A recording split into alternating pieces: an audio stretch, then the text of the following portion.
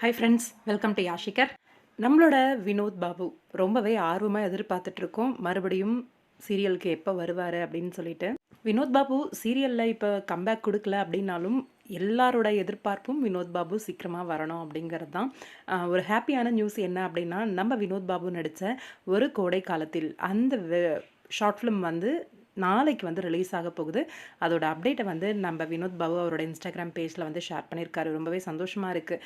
இந்த ஒரு கோடை காலத்தில் வந்து ஆல்ரெடி நம்ம தென்றல் வந்து என்னை தொடும் சீரியல் பண்ணிகிட்டு இருந்தார் இல்லையா, அப்போ வந்து அவர் வந்து நடித்தார். அதோட ப்ராசஸ்லாம் முடிஞ்சு நாளைக்கு வந்து அந்த ஷார்ட் ஃபிலிம் வந்து மூவி ரிலீஸ் ஆக போகுது.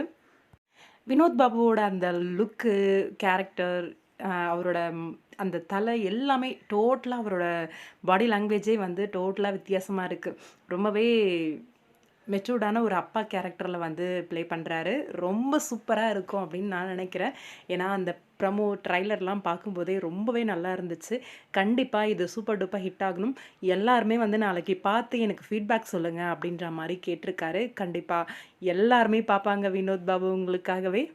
உங்களுக்காகன்றதும் தாண்டி அந்த லுக்கு, அந்த லொக்கேஷன் எடுத்திருக்கிறது எல்லாமே ரொம்பவே வித்தியாசமாகவும் இருக்குது. ஒரு கோடை காலத்தில் கண்டிப்பாக எங்கள் எல்லாரோட சப்போர்ட்டும் உங்களோட ஷார்ட் ஃபிலிம்க்கு இருக்கும். சீக்கிரமாகவே மூவிலையும் அதே மாதிரி ஒரு சீரியல்லையும் உங்களை பார்க்கணும் அப்படின்னு சொல்லி ரொம்ப ஆர்வமாக எதிர்பார்த்துட்ருக்கோம். ஒரு கம்பேக் கொடுங்க மறுபடியும்.